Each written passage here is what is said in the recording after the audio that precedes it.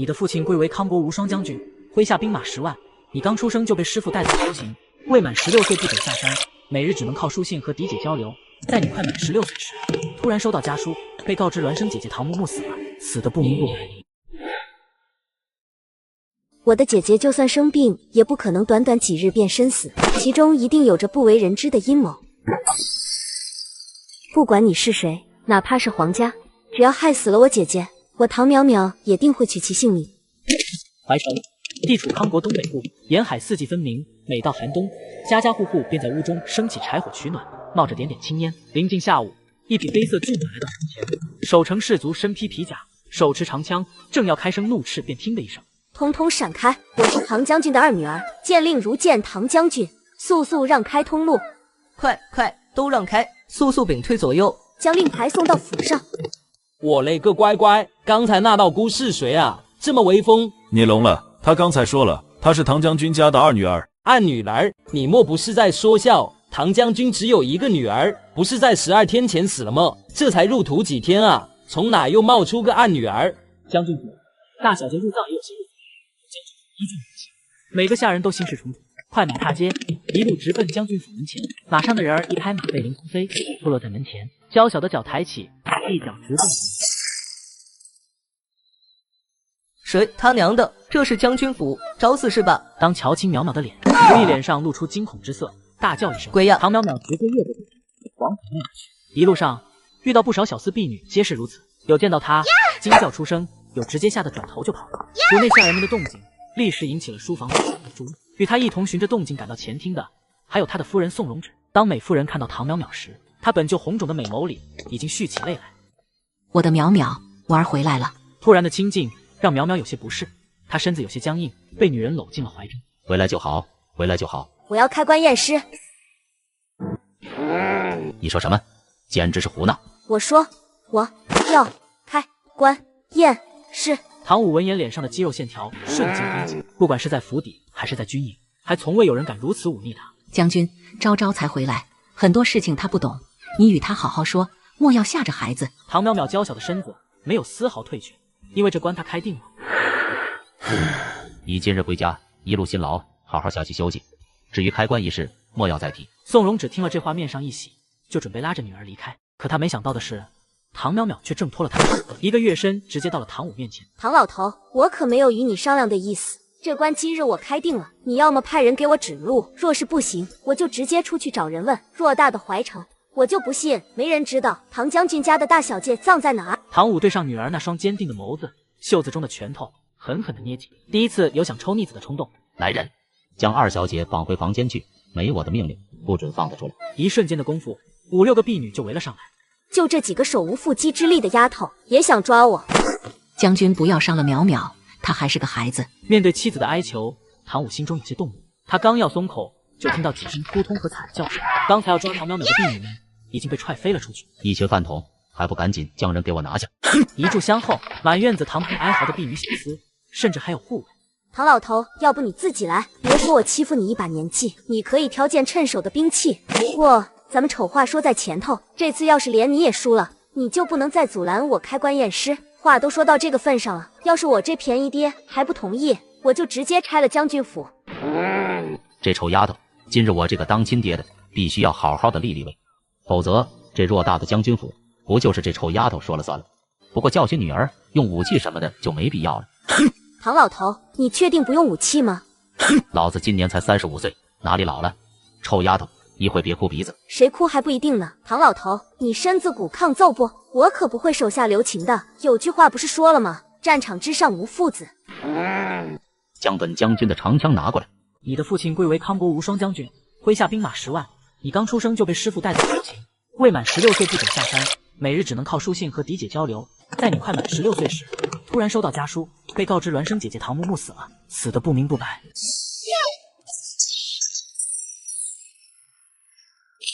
这丫头好厉害的功夫，这才像我唐武的种，不像大女儿唐木木随了她的母亲，而这个小女儿才更像自己，可惜是个女儿。唐淼淼察觉到便宜爹与她交手，还敢分心，顿时一个漂亮的后仰，她的长枪快速转身，对着穿过去亲爹的屁股就是一走。唐老头，你输了，愿赌服输，否则我就拆了你这将军府。随你。说完便匆匆转身离开了。老东西，让你将我丢在大山里16年，踢你一脚，屁股都是青的。淼淼，阿娘先带你去洗漱一番，你一路上也累了。不急，等我查清姐姐的死因不迟。阿娘知道阻止不了你，不过在你开棺之前，有些事情你还是要知道的。到那时你还坚持要查，阿娘不会再阻止你。不管是我在山上生活16年，还是姐姐的死，都有问题。既然亲娘要说给我听，我自是求之不得。淼淼，不要怨恨你阿爹，当年他也是迫不得已才会将你送走的。当年我怀着双生胎，在生完一胎后，我直接晕了过去。正在此时，外面来了个游方老道士。今日将军夫人有大难，老道可解。将军这是保命丹，可护夫人与她腹中胎儿无忧。你爹想都没想，接过老道手中的丹药，就冲进了产房。我吃完丹药后，就缓缓睁开了眼睛。很快，第2个孩子也降生了。不过这个孩子却比第1个孩子虚弱很多，俨然是一副早夭之相。你爹将孩子直接抱了出来，寻求道士帮忙。令地莲花开2朵，一阴一阳不相见。将军一生杀戮太重，贫道救了这个，另一个便活不成了。道长求你救救我的女儿。命数如此，老道也无法破解。不过将此女婴交于老道，可保她平安长大。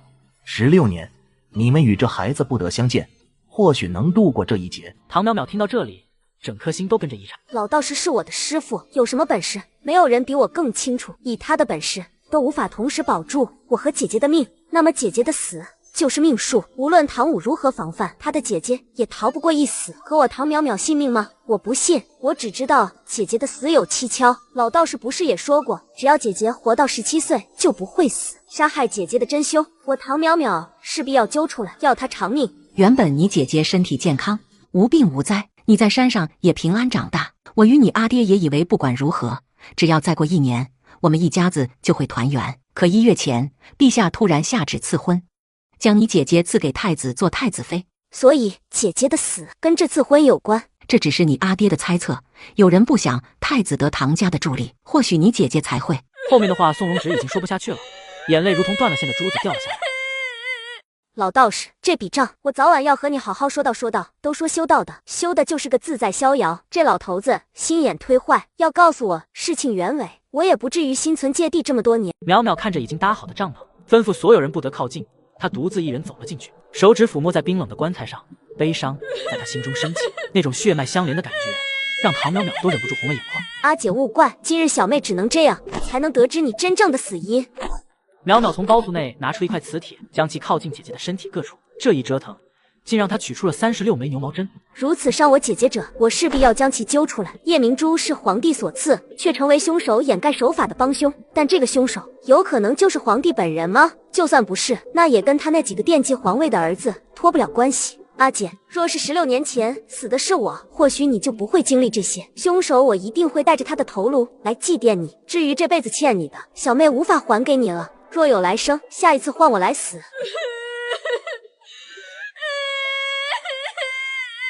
淼淼回到江里，推开了书房的门，直接打开布包，36枚牛毛针赫然摆放在其中。这东西你哪来的？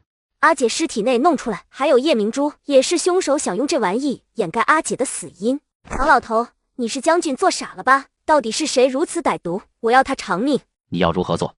嘿，我是山上下来的野丫头，打了亲爹，开了亲姐的棺材，如今也不怕将事情闹得更大。凭我的身手，皇宫大内尽可去得。那就按你自己的意思办，注意安全。唐淼淼没想到便宜爹这次答应的这么快，不过目的达到，他转身就走。刚走到门口处时，后面传来唐武的声音：“我知道你武功不错，可是明枪可挡，暗箭难防，一切要以自身安全为重。”唐淼淼听了这话，身形顿了顿。知道了，阿爹。一句阿爹，让唐武忍不住扬起一抹笑容。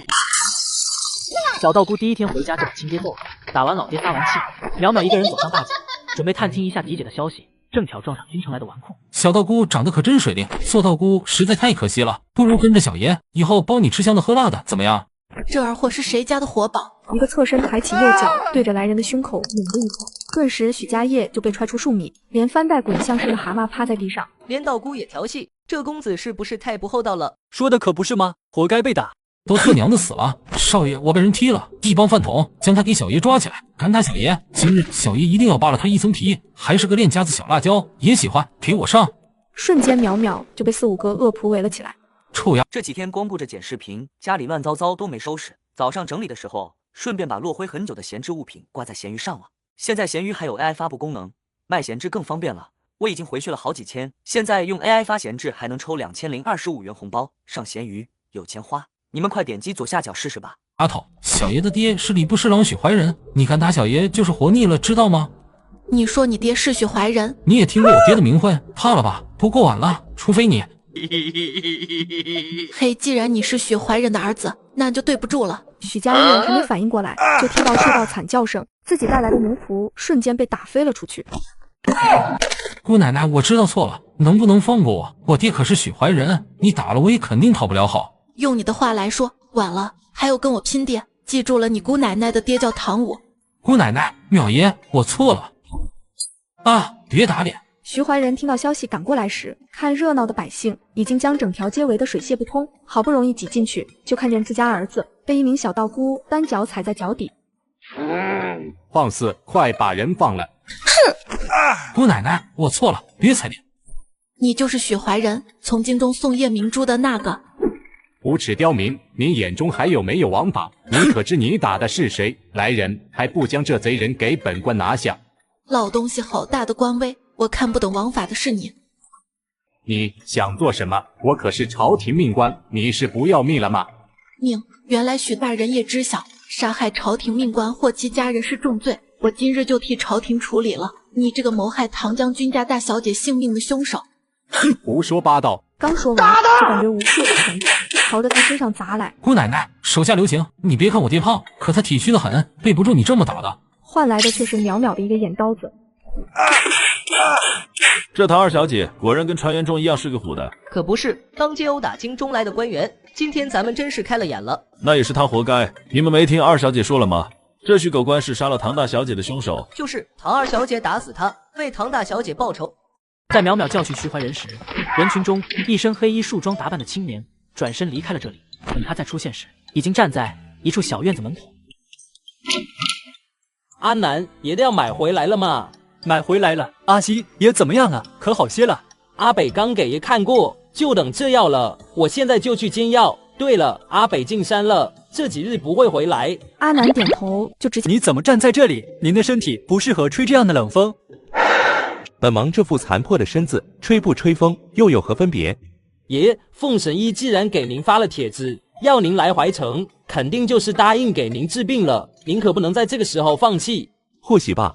对了，爷，今日属下去买药，倒是遇到一桩趣事。属下看到唐将军的小女儿当街在打人。哦，那个刚从山上回来的唐家二女儿。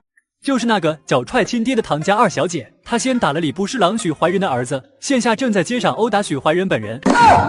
我去，这姑奶奶是个狠角色，不行，这样的好戏我要去亲眼瞧瞧。话音刚落，人已经冲出了屋子。唐二小姐为什么要打徐怀仁？爷，唐二小姐说许怀仁是谋害唐大小姐的凶手，她要替姐姐报仇。有意思，这下京中怕是要热闹起来了。阿西匆匆赶到大街上，看到乌泱泱的人头，一个跃身上了房檐，找到一个视野最好的地方坐了下来。唐淼淼看着被打得跟死狗的人一眼，收回了拳头。许家爷说的不错，他爹的确不经打，我还没怎么着呢，许怀仁都开始翻白眼了。哪位仁兄借桶水用用？唐二小姐，我去铺子里给你提一桶来。淼淼直接从徐怀仁身上拖去，被打得晕头转向的许怀仁直接打了个寒战，瞬间清醒了过来。大胆刁民，你可知我伯父是谁？你是不是活腻了？这时一道粉色的身影冲了到了许怀仁身边，他从婢女手中接过一件粉色皮袄，直接披在了许怀仁身上。许大人，你打算好如何给我阿姐偿命了吗？哼，刁民，你休要胡言乱语！今日这事，本官记下了，本官一定不会放过你的。还刁民？许大人到现在还不知道我是谁吗？爹，她是唐将军的二女儿唐二小姐，她还说你杀了她姐姐唐大小姐，你快告诉我，到底有没有这回事？臭小子，你胡说八道什么呢？我什么时候害唐大小姐了？爹，老话不是说无风不起浪，你赶紧实话实说，将你背后的人交代出来，不然儿子也救不了你，弄不好今日咱父子俩就交代在这里了。许怀仁被儿子气得想吐血，他是造了什么孽，生了这么个狗东西？许大人，我虽是山上下来的，不过也知道捉贼拿赃的道理。众所周知，我昨日开了阿姐的棺椁，淼淼跟随师傅山中生活16年，下山归来却发现嫡姐被别人暗害，小小身体里竟然插满了36个针，从此京城将因淼淼的回归而颤抖。许大人不如自己看看，这是何物？这是宫中禁物，就算这是唐大小姐体内取出的，也不能说明凶手是本官吧？大人可知我阿爹为何没发现我阿姐的死因？这多亏了大人送来的夜明珠，保住了阿姐的尸身，才让旁人看不出其中的猫腻。我就说嘛，唐大家小姐怎会突然暴毙？原来是这个关下的毒手。唐二小姐杀了他，给大小姐报仇。许怀仁听着四周百姓的义愤填膺，心里直叫苦。这几天光顾着剪视频，家里乱糟糟都没收拾。早上整理的时候，顺便把落灰很久的闲置物品挂在闲鱼上了。现在闲鱼还有 AI 发布功能，卖闲置更方便了。我已经回去了好几千，现在用 AI 发闲置还能抽2025元红包。上闲鱼有钱花，你们快点击左下角试试吧。我这找谁说理去？我只是奉命行事，出了问题去找那位，找他背锅，这不是在要我的命吗？姑奶奶啊！不，喵爷话不能这么说，我爹只是奉命行事，这帽子怎么能直接扣在我爹脑袋上了呢？许公子的意思是要杀我阿姐的是下令送夜明珠来的人。唐二小姐，这件事里面肯定有问题，但本官绝不是杀害你姐姐的凶手，还请二小姐放本官回去，本官肯定会如实禀告陛下，彻查此事，还将军府一个公道。我也想相信许大人，也可以放许大人离开怀城，不过我怎知许大人不是想畏罪潜逃呢？唐二小姐若是不放心，本官将唯一的儿子留在这里。人质，这个方法不错，我需要人将消息传回京中。许怀仁是个不错的人选，不过一个人质不够，他也得留下。哼，凭什么？唐淼淼没有理会炸毛的许罗婉，而是看着许怀仁等待他的回答。我这个侄女父亲在京中只是个6品小官，可若我折在这里，整个许家都会没落，留个侄女在这里又如何？想到这里，许怀仁点了点头，答应下来。既如此，许大人快回去泡个热水澡，尽快出发回京吧。许家业憋着个嘴欲哭无泪，他这是被亲爹卖了。你是唐将军的女儿又怎样？扣押朝廷命官之女是犯法的，你知道吗？不知道，你能怎样？唐淼淼懒得跟他废话，抬起小拳头就要朝他脸上招呼过去，哪知许罗婉惊叫一声，直接晕了过去。京中女子就这，让大家见笑了。不过感谢大家对我阿姐的关心，真相如何，总有一日会水落石出的。二小姐，你一定要为唐大小姐报仇啊！唐将军那么好的人，不该白发人送黑发人。二小姐，我们支持你。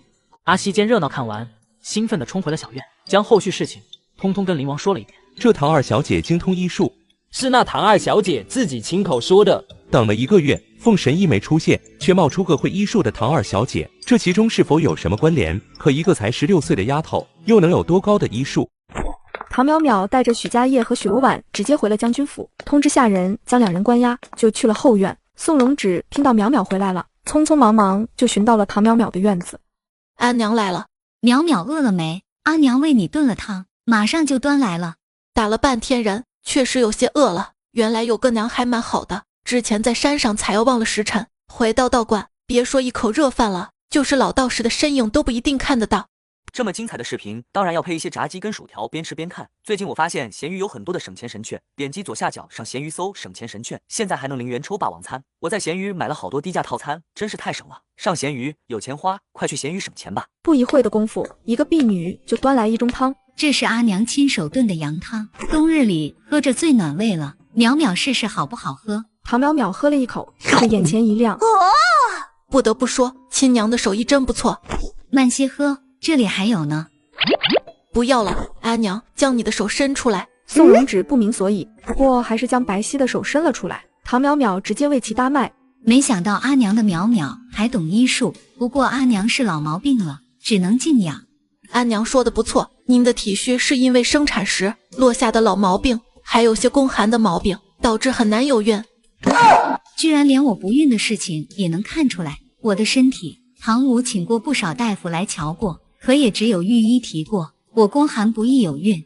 阿娘，你以前服用的药，从今日起就停了吧，我为你重新开一副药，短的或许半载，长的话最多1年，你的身子就可以完好如初。宋荣止直接呆住了。对了，阿娘，那些补品呢，也少喝，东西再好也会虚补受补，你现在的身子不适合大补，若你喜欢，回头我给你几张药膳方子。书房内，唐武听说了这事，带着府医直接去了宋荣止的院子里。妙啊妙啊，老夫从医30载，从未见过如此用药精准的方子。想必夫人按这方子服用后，不出1年半载，肯定能痊愈的。不得不承认，这个女儿确实厉害非比常人，无论是一身难得的武艺，还是这治病救人的手段，再加上今日大街上发生的事情，有胆有识，更是智谋武艺双绝。唐淼淼不知道，因为她临时为亲娘治病，让亲爹都开始刮目相看。她走到柴房门口，